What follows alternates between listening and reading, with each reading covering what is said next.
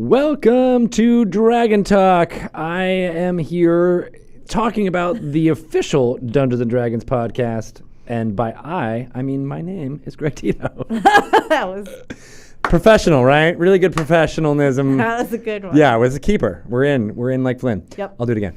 Welcome to Dragon Talk, the official Dungeons & Dragons podcast. I'm Greg Tito, and I'm joined by... Shelly Mazanoble. Not to be confused with the Teenage Mutant Ninja Turtle named Shelly Mazanoble. Right. Yes. Which happens all the time. It's the girl one. Shell, yeah. See, I would buy that. I totally would. I'll get you one. Oh, nice. We are joined by two Adams. Hello, Adams. Yeah. Hi, Hello. I'm Adam Johns. I'm Adam Davis. And you guys are from the Wheelhouse workshop. Yeah. That's us. That's you guys, and we'll get to give me like the two-sentence version of Wheelhouse Workshop. Sure. So Wheelhouse Workshop uses Dungeons and Dragons and therapeutic social skills groups with teenagers. Love it. All right. Teenage Mutant? Not yet. Ninja? Not yet, but they and what We're they touch excited the to use. expand in that way. There was a little pre-conversation, sorry, about Teenage Mutant Ninja Turtles. Heroes in a half shell. Turtle power. You can't leave that hanging. You really can't leave that hanging. alley-oop It was a is what that setup, was. Yeah, you needed to. I'm glad we did that. Yeah. But we will get to you guys and do a whole full interview because there's a lot of there I want to unpack about all that you just said, even though it was very short. There's a lot in there that we want to delve into because it's super fascinating. But before we do that, we got to do some stupid announcements. I mean, amazing announcements. And then do a segment, which we'll cut to that, and then we'll get right to that, right? So Force Grey, Lost City of Omu is going to be premiering tonight, episode 3 at 5 p.m. Pacific time. And by tonight, I mean whatever date it is when you listen to this on the podcast, which is anytime in the future. Yeah. But every Monday at 5 p.m. Pacific time, we'll be doing new episodes of Force Grey, and that stars Joe Manganiello, Deborah Ann Wall, Dylan Sprouse, Utkar Shambudkar, and Brian Posehn as Force Grey in a new season that's all dungeon mastered by Matt Mercer. It's pretty amazing. We had the last 2 episodes go live on July 31st, and it was a big hit with all of the kids listening to it on their Snapchats. That's how it works, right? Sure. Yeah, right? You can listen to things on Snapchat. Right. Yeah. Yeah, it happens. Yeah, right? And people really liked it. Yeah. Did you watch any of it? You were on I was vacation. on vacation. Yeah, you can't watch things when you're on vacation. It's No. part of the rules. No. Yeah. Unless it's the Real Housewives. Did you play any games when you were on vacation? I played a lot of cards with my mom. Nice. We play Rummy. Oh, like Rummy 5000? Rummy. She has some version we play, and I owe her $246. But oops. Wait, you can pay for money? I didn't know that. Well, yeah. Oh. She doesn't always get paid though. No, that makes sense. Also, speaking of money, you guys can subscribe to Twitch, the D&D Twitch channel, and you have lots of faces and Yay. emotes.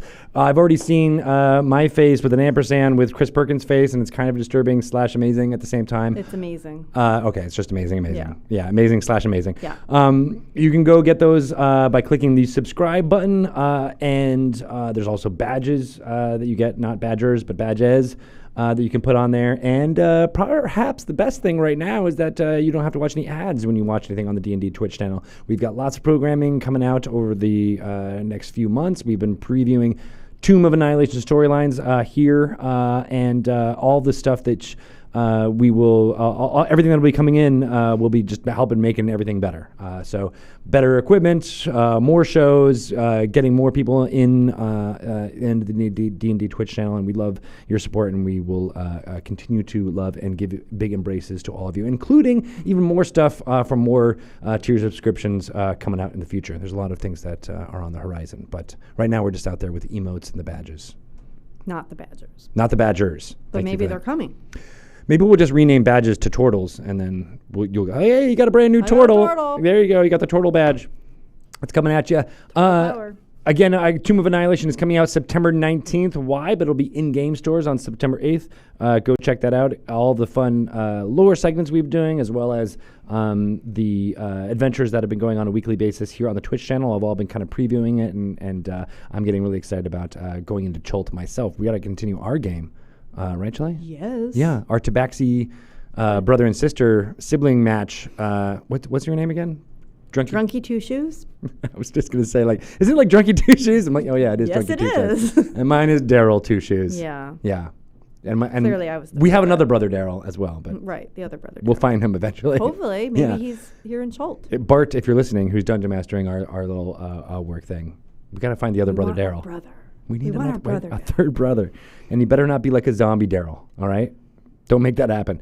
Neverwinter is in Tomb of Annihilation right now. You can go download it on PC at playneverwinter.com and jump into the jungles of Chult and explore all through it. It's very beautiful.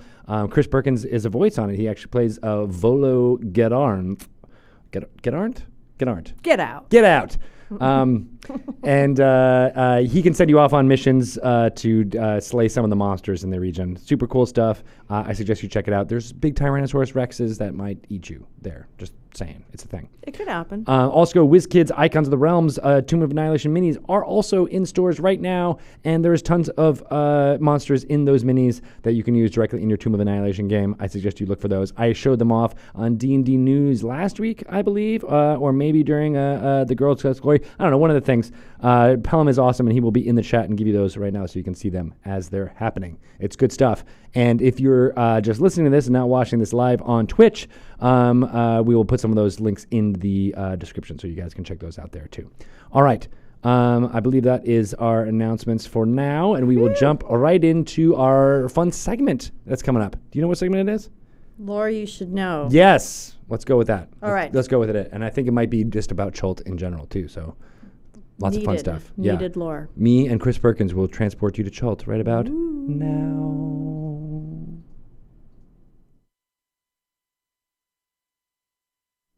Worst intro ever. Hi. How you guys No. doing? That was a good one. No? You think so? Yeah. I'm hard on myself. This is where we build ourselves up. Oh, yeah, that's right. That's right? Right. Thank you for doing that. Mhm. You're a good person. I'm here for you. I mean, I wasn't listening or anything. I'm just assuming it was fine. They haven't left yet, so. Physically here. Yeah. Oh. She was checked out. That's why she was like, ooh. Nice. Still on vacation. This is your first day back from vacation, isn't it? Yeah. Yeah. How does it feel? Icky. Yeah. No good. I should be taking a nap right now. Instead, you're drinking coffee. I should be drinking wine right now. Is that not wine? We wouldn't know. Exactly. Nope, you wouldn't. That's right. Well, you would eventually. 'Cause It's I like- know that. Anyway, let me tell you about what we're doing in 2019. What are you guys doing in 2019? Oh, Nothing. nothing. See, I don't, Oh. it would have worked if you were drinking real wine. That's the It real would. That's test. the thing. I would spill it all. It's awesome. Get that is pretty cool. Yeah. I've seen it. Are we recording already? Nice. Oh. See, that was some Oh, first hey. grade A USDA certified banter that we'll now use for the podcast. Thank you guys for bearing with us while we're listening to all of these announcements. We have Adam Johns. Yeah. Yes. Adam Davis. And Adam Davis Yeah. from the Wheelhouse Workshop. You gave us the quick 2-sentence version of what you guys do. What's the longer paragraph version? Sure. So we actually run 5 weekly Dungeons and Dragons groups. We see about 30 kids a week. And in our groups, we try to meet kids where they're at by playing games with them and then use the game of Dungeons and Dragons as the sort of therapeutic game masters to design the game in such a way that the kids are building skills. So we'll like, as the game masters, plan ahead for what the specific areas of growth the kids are working on, and then find a way to have their characters experience that growth. That's kind of amazing. And then there's this great opportunity that ends up happening where through their character, they internalize a lot of that. They get an opportunity to overcome and be successful within all of those areas that they're looking to grow. And then they get to do it all while still having fun. So it never feels like therapy. It never feels like they're sitting down and going through talk therapy. Instead, they're playing an awesome game, and they just also happen to be growing at the same time. So many questions. So many questions. Because I love this stuff. We love when people are using D&D for this kind of thing.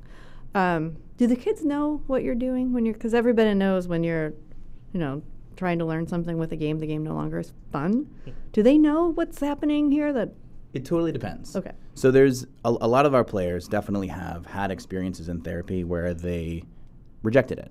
A lot of our kids have been in therapy their whole lives. Yeah. And so when we start being too therapisty, they will get upset. So we have to be very careful about not being too overt about it. Mm-hmm. But then we're also working really hard to have a positive relationship with these young people in such a way that we can coach them a little bit. It's a lot more like Mr. Miyagi than it is a therapist. So they know we're there to be on their side and to help build them up and to help them build skills. And the amount of personal work that's done in that process sort of depends on the relationship that we have with them and what their area of growth is. In most cases, they know that they're coming in for a like social skills group of some kind. And most of our kids are kids that actually really would love to build friendships and to get better at communicating with people. It's just that that's difficult for them. They're kind of lagging behind a little bit on where they've developed those social skills, and now they're getting that opportunity to practice it in a place where they are with peers and interacting with people face to face, and then also playing a game. So it's also a fun experience for them. You know what's go ahead. Sorry. Do it. Sorry. Do it. What's the age range? Our youngest kids, I think, have been 9, all the way up to our oldest, I think, is 24. Obviously not in the same group together, but we'll split up the groups based on ages. By their ages, okay. Yeah, and sort of developmental area. What kind of what are these kids diagnosed with? Is it something like it's a clinical thing, or is it more of a we need to work on this kind of thing? It's more of a we need to work on this. Some of them do have like official diagnoses of Asperger's or high functioning autism, ADHD, anxiety, things like that. Okay. But it's certainly not a requirement to like come to the groups. We get lots of kids that are really just having trouble making friends, or making friends but having trouble keeping them, having trouble learning how to like get along with other people on a longer basis, or be interested in somebody else's interest, that kind of thing. And D&D is really great for that because you have to work together to be successful, and we design the games to make the players have to collaborate.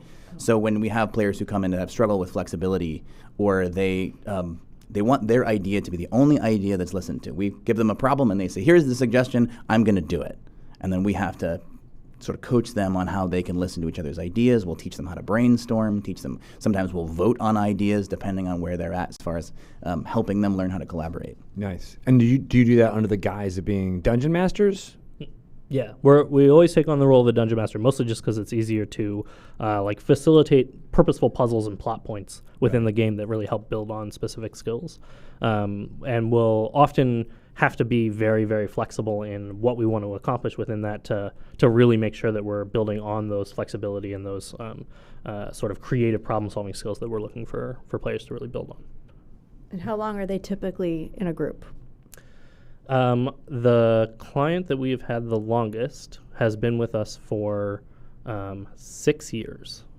But you probably mean like how long is a game? No, I meant like really, like how long do they stay with the program? So we go in a quarter system, so we run about 10 weeks in a row, and then take a little break for school stuff. We try to match up with the schools as much as possible, so when they're on vacation and stuff, they're not missing out on game time. Makes sense. And then most of our clients stick with us for a pretty long time. They get a chance to really work on skills, and the great thing about it is it's the skills that you bring in for yourself that you're really looking to work on. So when I make a character and my character has terrible problems with his dad, and he's cursing his dad at every moment, well, maybe that means I need to work on work out some dad issues that are kind of coming up. Are they making their own characters? Just mostly, yes. Everybody plays a character however they're going to play it. Right. So we have pre-made characters. We're huge advocates for pre-made characters for brand new players because making characters can be hard. Absolutely. But you're going to project onto your character whatever you've got to project anyway. I imagine that would be a really interesting tell to see like somebody's character and what they talk about with their backstory or what the type of character they decide to play. I mean, I encourage everybody watching or listening to think about the characters that they've played over their lifetime, because I know when I did this sort of character backstory, I learned a lot about myself. That like I really wanted to play characters my whole life through video games and all that. I like characters who are dexterous and characters who are really suave. Oh. And when I was growing up, I was overweight and kind of awkward and bullied at school. And so I tended to, when I wanted to go play D&D, I played rogues. I played rogues who were everybody saw that rogue as like really cool. And at school, I was not that way. At school, I had like hair down past my shoulders. It was greasy. I was overweight. And so I didn't see myself as cool. But in the game, I could see myself as whoever I wanted to be. And I wanted to be cool, and I wanted to be well-liked. And in the game, I could be that. Yeah. And I think if people thought about what kinds of characters they like to play, they would be able to reflect on the kinds of things that they like and the kind of person that they want to be. Shelley is magical all the time. But what would you say about a person who always wants to play a magic user, asking for a friend? Not to get too deep psychological on you, but I'd say it's a cry for power in your life. Because magic is all about the idea that I have the power to shape the world in ways that are outside of my grasp. Would you like a couch to lie on? No. I feel so I like good right my now. notepad at home. Wow. Yeah, I know, And right? my What about glasses. somebody who always plays a fighter? Just The- wants to beat up things all the time. the need to be the center. Often the leader is the role that the fighter ends up taking on. So the fighter is actually maybe one of the most versatile classes for that. You can play the fighter as a backline bow support, or you can play a fighter up in the front lines with a sword and shield. But in either case, when you play the fighter, usually it's because I feel the need to be seen by my teammates. Because unlike the caster or the bow person who's in the back, you're back behind everything, but the fighter's up in front and everybody can see them. So I feel like that person, like the magic user who's in the background, is probably very confident and doesn't feel like they need to be the center of attention all the time, right? Am I right? But you need to know the totally answer. You need to know what the knowledge and know all the right things all the time. They don't need. Or it could be that you're really uncomfortable with the center of attention, which is That's interesting being here in a ding, ding, ding, ding, ding, ding. That's true. How many times do we have to convince you to do these podcasts with the camera on? I like to be the center of attention. I don't always like to be on camera. Totally different. Totally different Interesting. things. Well, this isn't about me. See, I don't want to be the center of attention. Turning it back to you and this awesome program, maybe we should start a little at the beginning. And how did this start? Did you guys start this program? We started Wheelhouse Workshop. The Wheelhouse Workshop is the two of us. Okay. We started Wheelhouse Workshop in 2013, but we were actually doing applied Dungeons and Dragons before that. We actually used to work for an organization here in the Seattle area that offered Dungeons and Dragons groups for sort of kids with lagging social skills. Yeah. And so when we took that group over, it was like a great place for kids to come play D&D and sort of get the inherent benefits of Dungeons and Dragons. And then when we took it over, we were in grad school. We both were at Antioch University, Seattle. I was studying education, and Adam was studying couple and family therapy. And so we realized that we could use a lot of the principles from those classes and target these kids' real-world areas of social growth. So we were also running an improv group at the time, and Dungeons and Dragons is kind of sit-down improv, at least the way that we play it. And so we were already bringing in a lot of the drama therapy is my background. So I was bringing my drama therapy stuff I pointed into that out to Greg because Greg and I are theater majors. Yeah. Awesome. Perfect. Yeah. I was a theater minor in undergrad, and then I decided that I wanted to change the world with theater. See? See? And here I And you am. are. And here it is. Yeah, Yep. that's One what step at a time. Yeah. Yeah. So we were leading this improv group, and it was really easy to translate the kind of stuff I was learning in drama therapy into the improv. I could see a kid who needed to work on eye contact and play a theater game that works on eye contact or body awareness and those kinds of things. So it was kind of a one-to-one translation. Yeah. And then we were running that group together, and then we would run the D&D group. And at the time I was just kind of winging it and letting the kids DM for each other until I realized that D&D being sit-down improv is kind of an basically opportunity for the exact same things. Yeah, but So- in a different context, right? Right. It's Yeah. like, oh, we're all cooperative and doing stuff together, and you don't have to come up with theater games because it is a game. Right, Exactly. exactly. So I could, but yet we could still do stuff like I could plant mini games into the game. Yeah. Like we did a thing where all of the players got teleported at the same time, and then when they came out the other side, they were all a multi-headed creature, Oh. and they had to talk one sentence or one word at a time to plead for the magician to. Which is separate. basically like an improv game. Exactly. Yes. So we do a lot of that kind of stuff too, making mini games out of improv games in our groups. I love that. That's super cool. Me Yeah. too. So to get back to the story of our origin story, we started doing that in our Dungeons and Dragons game and really trying to use our mutual education in the groups. And so we would kind of design the games to meet their real world areas of social need. And we kind of as we were doing it, we learned a lot of stuff kind of by accident. We were experimenting with the model and experimenting by throwing kids for a loop, knowing the kids pretty well. Can I tell stories? Yeah, Yes. go for it. Go Oh, for it. sure. I don't know if you guys have more questions. If Oh, there'll be more We're questions, but no, enthralled. you keep, yeah, Okay. you tell us. So the way that one of the first stories early on is the story where I had this group of adventurers who needed to get into a goblin stronghold. And I don't remember the specifics of why they needed in, but they needed in real bad. And the goblins, of course, did not want to let them in. And so one of the players in the group was a wizard and cast the spell Tongues on someone else so they could speak fluent Goblin. And so the player who's speaking now fluent Goblin is trying their best to convince the Goblin at the door to let them in, for whatever reason they needed to get into the stronghold.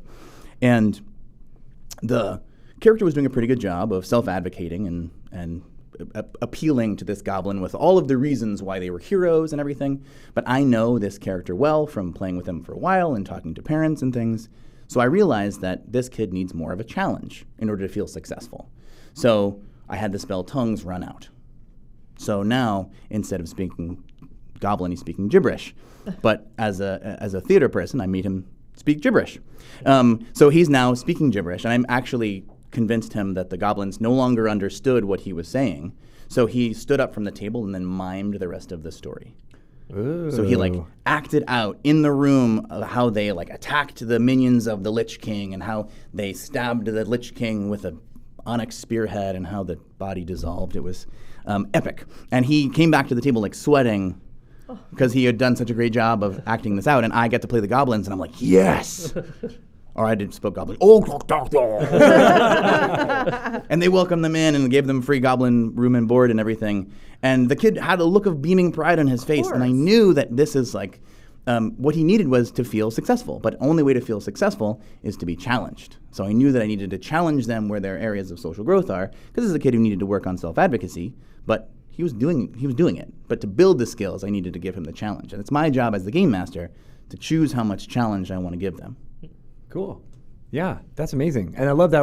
I totally understood that from a both developmental point of view of oh, this is what you did to kind of coax out this performance from him, but also the gaming of it. Oh yeah, tongues. Yeah, no. Oh yeah, tongues would run out. Okay, I can see that. Yeah, and yeah, what would you do in that situation? Right. Yeah. And then what were the other party members doing in that situation? Did they feel like they were it was a spotlight focus on that character, but then they could one up him, or in this case it was a spotlight. Okay. And it was a great modeling for the other players. So there's a lot in the game of Dungeons and Dragons where we can give positive praise to a particular player for taking risks or for the specifics of the performance. Yeah. But then other players get to see the rewards for it, so it's kind of a proximity praise. Neat. That's super neat. And what I love about this too is that it's kind of the opposite of something that my mom told me when I was gonna play Dungeons and Dragons, where she was like, I heard from one of my friends at church that her son got into Dungeons and Dragons and he couldn't find any friends and he was not able to do it. And I think the reason for this was the Dungeons and Dragons. And even back then, I went back and I'm like, probably the only friends that this kid had was in his Dungeons and Dragons circle, and that was him developing and growing, and having that little bit of power that you can see in Stranger Things and things like that. And even back then I kind of rejected my mom's interpretation of events, but now having obviously 20 years of history and having organizations like yours being no, this is actually a great tool for building confidence, for showing how to build friends and how to do it. And it's the exact opposite of what my mom said, which is crazy to me. Yeah, I grew up in South Texas, and I remember playing Dungeons and Dragons in a tent at Boy Scout camp, and the camp instructor coming over and shaking the tent, saying, "Stop doing that devil stuff." Yeah. But right now you're more devil stuff, because this is what makes kids able to function. Let me clarify. I've never said more devil stuff. That was me. I interpret. I'm putting words in your mouth. I kind of imagine more demon stuff. The camp, the Boy Scout leader shaking your tent and screaming, "Stop doing the devil stuff." It could actually work in your game. That's a really good. That's a good hook. Suddenly the ground shakes. Yeah. And the giants are there. I would be all in.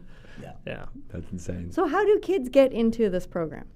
Mostly we get contacted by parents, and largely they're, not always, but often are parents who we've never heard of D&D, or at least have never played it, have never really known what it's like to play D&D. So we do a lot of explaining D&D at a base level to parents who've never really seen that before. In most cases, they've heard of D&D. But they're totally open to using this. as their most of the parents who are coming to us are seeing their kids have a lot of struggle getting to build friendships and getting to know peers and interacting with peers. And when they see about the opportunity to come and do that in a fun place, and know that their kid is going to want to come back week after week, that's huge for most of these kids. The chance to get out of the house and be in a social setting with peers and have a blast is gigantic, and it's just such a giant step for them in the right direction. Are you seeing friendships formed between the kids at the table together? That's kind of the gold standard. Yeah. I know. It's That's certainly that's of a gonna make social me skills cry. group. Yeah. They really do. Like they actually Yeah. they make friends. Oh, They yeah. do. I mean, sometimes we have to Love that. facilitate some of the exchanging of contact information, and sometimes that is a parent sending me their contact information to send to another parent because Right. kids don't have house phones, so it's a Yeah. little bit more complicated now than it was, I think, Right. when we were younger. But we definitely see kids at the same table, and one of the amazing things is that they can go play Dungeons and Dragons together somewhere else. So we're kind Yeah. of giving them the tools.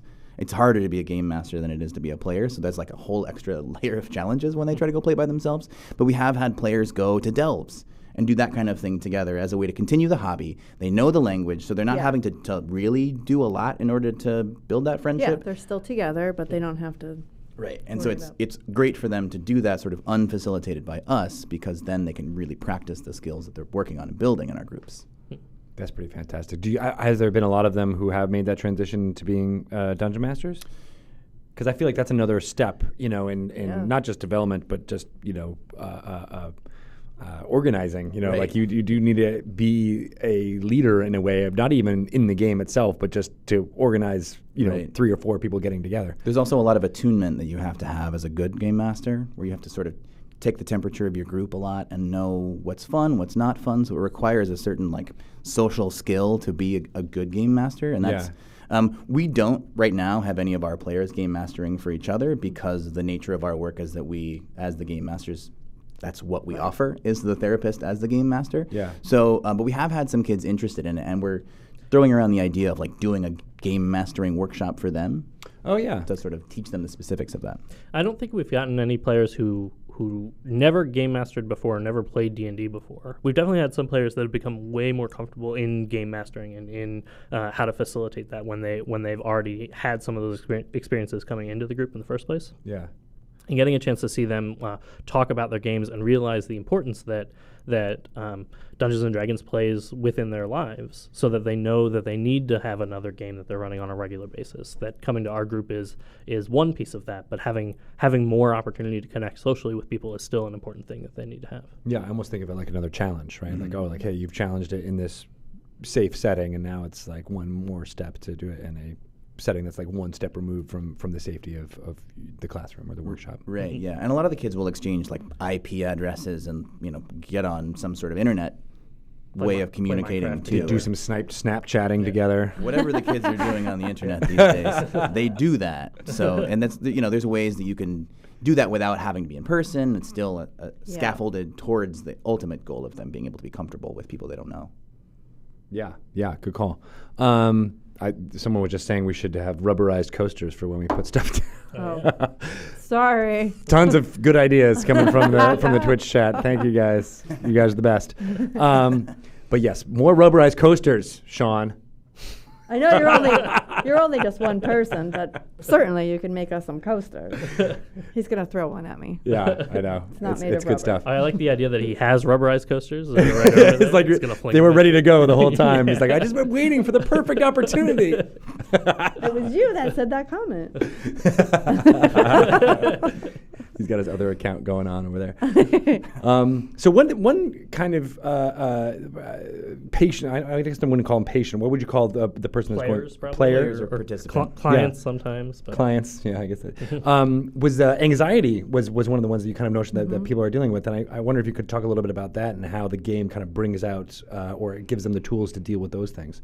Largely, a lot of that is in the release of a character that's outside of you. So one of the big things that we really focus on and give the opportunity for is what's called often in the sort of drama therapy world as aesthetic distance, which is the distance between you and your character. So it's how much you connect to your character either on an emotional level or an intellectual level. So when you're describing your character and you say, my character runs in and then he shouts to everybody and he says, come on, everybody, there's a fire, you have to get out of here.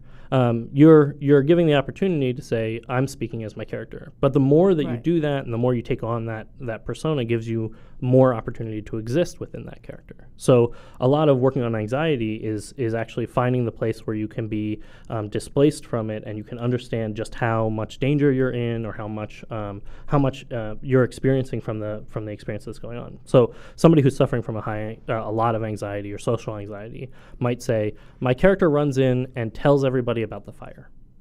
And that might be a good challenge for them to be able to take those steps and say, I'm displacing myself from this situation that might make me anxious of having to speak loudly to a large group of players or a large group of people.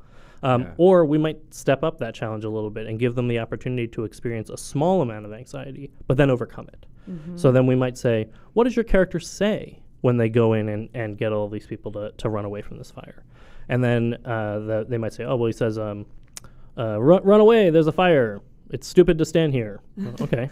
And then we might even challenge them a little more if it seems like they need that challenge to really feel that success. So then we might say, how is he standing? Is he, you know what, can you speak in your character's voice? And the player might be able to step up to that and then say like, all of you get out of there. There's fire. Why are you standing? And so then he gets further and further opportunity to be able to confront some of that anxiety, feel successful in overcoming that, and then step back from it and remember that he's a player at a table and there's no reason to have that anxiety right in front of him. That's cool. And do you find that you have to identify it, or is it better when you hide it as the dungeon master? Because I feel like that.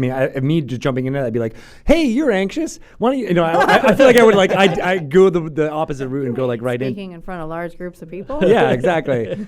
You know, like as someone who has that fear, sometimes even though I used to do it with a microphone in front of people all the time, I was always completely anxious about it. But if anyone ever came to me and be like, "Wow, you look really nervous," I'd be like, "Don't talk about it. Don't talk about it." You know, so like. Honestly, these are all problems you have to deal with. It depends a lot on the player, because some players will take that and recognize that they're using this for growth, and they'll recognize how the benefit of this particular in-game experience is going to help them overcome those things in their real life. Yeah. And other players want the fun, and they don't want to be too displaced from the experience of being at the table. What's great about it is that it works either way. It works no matter what, because those are great role-playing skills. If I was just playing a normal game at a table and you were like, I guess my character runs in and rescues people at the fire, I'd be like, what do they say? What's your character's voice? And I would encourage you to do that anyway, because that would be great role-playing at our table. And so those are all skills that we can promote and say, look, you're working on becoming a better role player, enjoying the game more because you're putting more of yourself into it. And because of that, you're also getting more out of it. You're getting that reflection to yourself. Do you guys do like after action reports? Say like after the session, they'd be like, hey, you did this and this. I don't know if you even realized, but you overcome these challenges. So we do like an intro and an outro, a check-in and a check-out at the before and after. It's really good for putting a container on the experience. Yeah. When players are a little too identified with their character, it's really good to sort of wind down at the end. And we do both before and after some reflection to get that translation. So at the end, we ask questions on things that are challenging. What was personally challenging for you today, if there was anything? What's something that someone else did that was great? So we want to get them to start thinking about the other players at the table and giving compliments, or even being aware of what other people are doing, so they're not just waiting for their turn, so to speak. So we do a lot of that kind of conditioning on both ends, but it really depends. And when we always take a turn in the checkout as well, and then that's an opportunity. If the other players haven't gotten that sort of spotlight on them, then it's on us to sort of say, hey, I really appreciated, as the game master, that you did this for the group, and the group really benefited by that. So we can put it in the game while it's very Mr. Miyagi. It is very Mr. Miyagi, yeah. What's especially great about that is that if we have one player who really steps up to that challenge, like I said, it's good role playing, right? So when we highlight it at the end of the day and we say, man, I really loved how that player stepped in and they used their character voice and they really took on that how their character stands and stuff. That was awesome. Then it also gives the opportunity where all the other players go, man, I want to do that too. I think I'm going to do that next time. I'm going to come up with a character voice for my character, so that I can do that too. And we get a lot of players who are very socially isolated, so their characters tend to be loners. And so that end part is a great opportunity for the kids to highlight each other for helping out. So I really liked how you came over to pull me out of the fire. Spotlight on you for doing that. And then that player who did the selfless thing, who gave up their turn to not attack the creature but to save a teammate, that they get to feel the social rewards of being a team player. Yeah. That's so. The first group I played in New York, we played together for like 3 years, and we had this custom. It was called Favorite Moments, and it was after every single game session. Yeah. Everybody went around the table and said what their favorite role-playing moment that wasn't different from their own. It was like someone else's thing.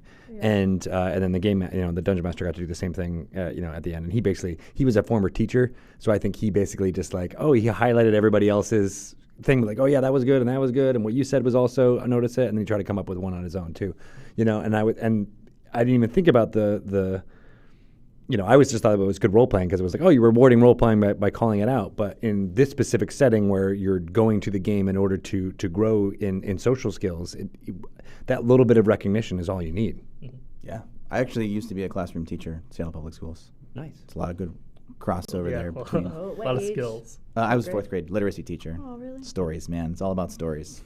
They must have loved that. Mm-hmm. So are you finding when they are actually building their own characters or adding more of their own personal flavor to their characters, are they creating characters that are more like themselves, or do they go in the opposite? It totally depends on the player. Like how you went opposite. It's kind of a there's a typology. Okay. So we do a couple of things. We do make pre-mades just to get all the mechanics on the paper, and so they can play on the first day that they come in right off the bat. But we also ask them a few questions as they're making those pre-made characters. So we have a whole list of pre-mades, and we want to find out, like, when you picture your character fighting goblins, are you fighting up close next to them, or are you fighting from far away? And we get a chance for them to sort of make some choices about their character class, and then we ask them questions about their backstory. So do you have any siblings? Are you from a big city or a small town? And we also get to use those questions as a way to figure out how comfortable they are with coming up with backstory and with open-ended questions. So asking something like, are you from a big city or a small town? You only have two choices. Those are your choices that you can do. But when I say something like, what is your big city well known for? Now you have all of the choices. And being able to determine that gives us a really good meter for being able to understand, like, the level of social anxiety for a lot of players, or the level of freedom and flexibility that they have coming in. Because we can then limit that down if they have trouble making that choice. We can say, if they're really struggling, we can say something like, well, would it be for mining or would it be for trade? And then now they can make one of those two choices.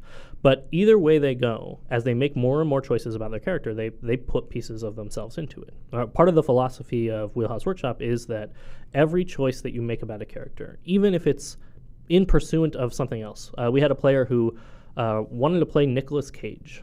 That was his character. From Face Off? It was actually sort of every version of Nicolas Cage. What? Yeah. So he was kind of ABC. He was Ghost Rider, and then he would make Face Off jokes, and then he would get, like, attacked by bees. It was a wide variety. I love this guy. But ultimately, he picked Nicolas Cage over John Travolta.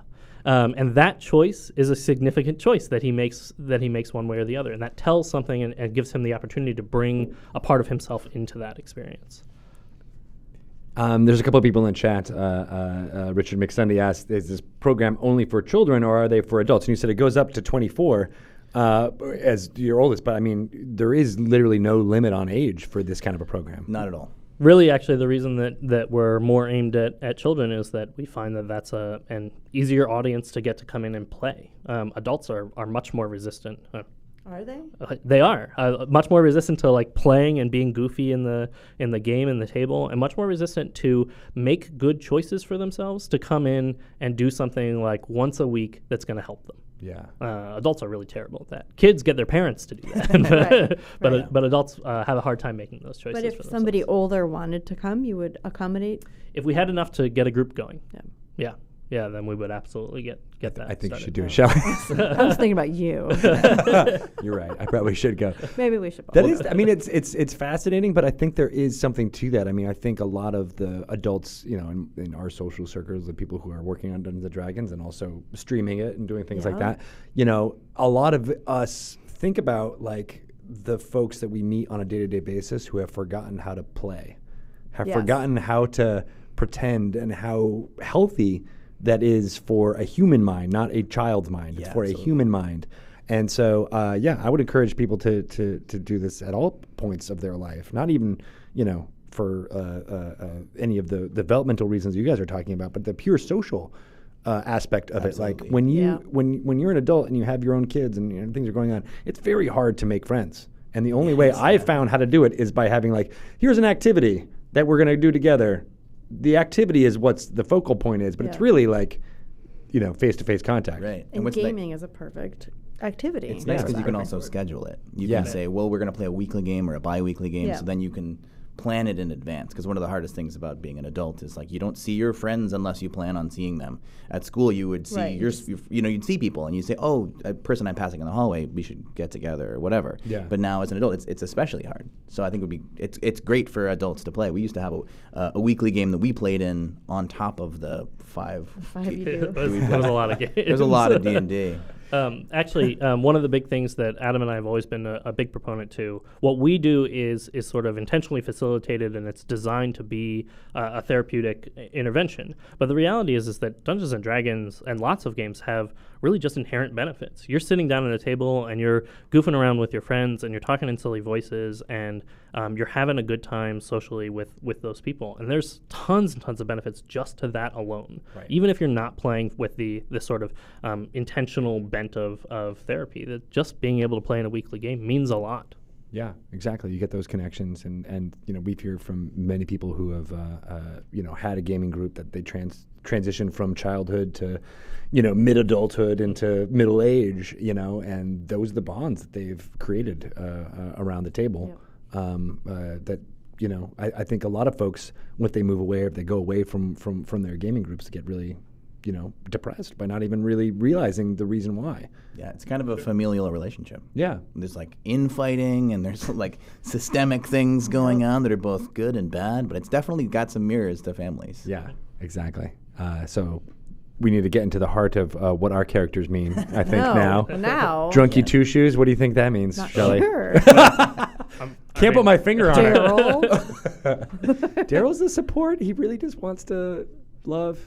Why did our parents name you Daryl and me Drunky Two Shoes? Named two of the kids Daryl. That's right. Yeah, they forgot that they had the other one, so clearly it was some neglect from our cat parents. Yeah. Not me. I think I was the favorite. Oh, no, man, that's true.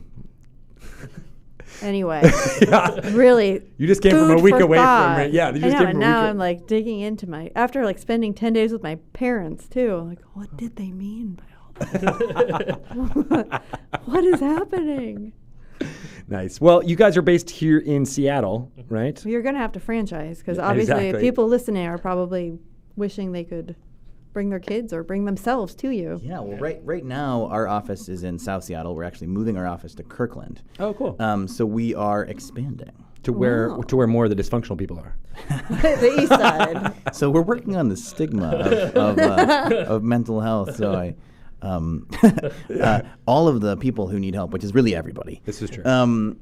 So we're moving our main office to Kirkland, and so we're still going to run groups in Kirkland and in the Greenwood neighborhood of Seattle and in South Seattle. It's my old neighborhood, Greenwood. It's great. It's great. So we run groups out of those 3 locations right now, but now that we're sort of moving our home base to Kirkland, we're also planning on how many viewers do we have right now? Because I'm gonna 3, 4. I'm gonna tell you some stuff. 238, I think. Awesome. Okay, so for you 238 people, we're actually On going to the be. podcast later. That's true. Yeah. When is this? Okay, whatever. I'm Thousands I'm and gonna tell millions you of a people. little bit of inside information. Breaking exclusives. news. Yeah, so Wheelhouse Workshop is an LLC that the two of us started. So Yeah. it's really Adam and Adam is Wheelhouse Workshop. The social media, the blogs, all of it's just us. So what we're doing is we're opening up a new organization called Game to Grow. That's a cool name. And Like it already. it fit on a sticker better than Wheelhouse Workshop. So we're starting this organization. There's not much out about it now, but we are officially launching next month. Next month. Next month. And we're actually going to be, so we're doing a panel at PAX on September 1st at 12:30 in the Cat Room if you happen to be at PAX. It's not one of the streaming rooms, sadly. It's not going to be one of the streaming rooms. Okay. I wish. You should talk to the organizers of PAX and let them know that we should always be in a streaming room. I know a guy. Yeah. So we'll be in that room and we'll make an announcement for what's coming up. But we'll also, if you're interested in what Game to Grow will be, to keep the mysterious, Yeah. the mysterious I'm nature of it. interested. If you're interested in it, you should definitely check out the website, and also we will release all of that information along with that panel on that day. So even if you can't make it to the panel, you can totally still find out more about that information. Okay. Sounds really interesting. Is Wheelhouse Workshop going to still exist as a part of Game to Grow? It's going to be kind of helping out Game to Grow. Interesting. But Game to Grow is going to have a much bigger purpose and purview, and a lot more opportunity to expand and like you guys were saying, be able to get services out to other people. Sweet. So it's not like unheard of that you could franchise. That something like that. might be something that's on Yeah. the horizon. We already do consultations with other therapists, and we do some training, but that's like going to be a thing that we're going to do a lot more of. Yeah. Sweet. Yeah. That's a great idea. I'm To excited get this idea out there, you can only, there's only so much of a social network here within Seattle where you can make that happen. But if you, I don't know, that's a great idea. Yeah. I think you guys are smart. Thanks, Greg. I think you figured something out. I like doctors or something. Do you still practice? Is Wheelhouse your full-time gigs, or do you guys still have? It is not yet our practice on- full-time gigs. Adam actually does groups that I'm sure he'll tell you about in a second, and then I am a private practice therapist, and I work specifically with geeks and gamers in my family therapy practice. How do you? How? It's all if you just meet people and you're like not geeky enough. yeah. That's basically what I do. waiting Yeah. How do you just filter it so it's the geeks and the gamers? Mostly people contact me. So Oh. I see a lot of teenagers who are looking for services, who are having trouble with video game addiction or similar problems to what we deal with in the Wheelhouse groups, like anxiety and high functioning autism, stuff like that. And then I see them in individual therapy and family therapy. And then Adam actually does his other job that he does, works with video games. Yeah, so I in addition to working Wheelhouse Workshop, I work with the Atlantic Street Center in South Seattle with a core gaming program. And that's a program started by a good friend and colleague of mine named Wilder Nuttingheath, and he started using video games with dialectical behavioral therapy. So I'm playing Dungeons and Dragons and playing video games, both with kids to help them become more confident, creative, and socially capable. Wow, It's a dream. games are good for you. Games are good for you. This is amazing. Thank you guys so much for coming by and being on this podcast. I feel like we only scratched the know. surface. There's so much more I want to ask about. Yeah. You'll have So to have us back on. You're going to have to come back Well, on, especially after. after you guys announce Game to Grow. Oh, yeah. That sounds great. Oh, there's one thing that I'll pitch. We're also doing a live event at Antioch University Oh, yeah. on September 7th. It's you can find more about it on our social media. We've been kind of spamming about it. But if you come to that, we're going to sort of tell probably some of the same stories we just told. But better and longer with more commentary. with more educational stuff in there, so you can maybe learn some more about the theory behind what we do. Sweet. Awesome. love So it's September 7th. I think it's at 6 p.m., but the information's on our website. Okay, you mentioned the website, but why don't you go through- WheelhouseWorkshop.com and at WheelhouseWS on Twitter and Wheelhouse Workshop on Facebook. What about you guys? Do you have personal Twitters, or is that pretty much what you do? I only use my personal Twitter to complain to corporate Twitters. Oh, all right. It's pretty much all I do with it. That's you. It actually Like, it works. It totally does. I have Group Health following me and Virgin America following me. Yeah, It's the airlines hate when you tweet bad things Yeah, about them. I know. Sometimes They I do it awesome. when there's not even anything wrong. I'm just Yeah. I just want a blanket. United, I hate Just you. want to set yourself up for success later. Exactly. Be like, they know me. They know me now. More Awesome. Biscoff cookies. I mean, that's just And then life. they You just just want arrive. more, right? I do. All right. Well, thank you guys again so much for joining us. And you're doing great work. You're doing amazing work, right? And keep it going. And I now I have real ammunition to go to my mom and be like, see, Yeah, it was seriously. important that I was playing as much as Family I was playing. counseling. That's right. All of my characters have mommy problems. I wonder why. All right, so I'll book a session with both of you and my mom, and we'll figure it all out from there. That we need to live stream. We shall. Yeah, she'll be really excited about She'll that. love that. She would. What is this thing? Can we get you and your mom as well Yes. to do it, right? Yes. Yeah. Because she only wants to play fighters. She wants to be the center of attention. That's just weird because it's not her. It's the opposite of her. Maybe she won't she's even let been us pushing take that her down this picture. whole time. Maybe. Yeah. She's not able She to needs- identify. She needs more D&D. Yeah. Don't we all? Yes. Yeah. Don't we all? Don't we all? All right, good. That's a good ending. Yeah, we all need more D&D in our lives. Thank you guys. We'll be back in a couple of minutes to talk to Chris Lindsay. Right. Yeah, about some fun Dungeons and Dragons and Dungeon Masters Guild. That's what we're going to talk about. Some stuff. All right, you guys are good to go. All right, thank you, and we will take a little break.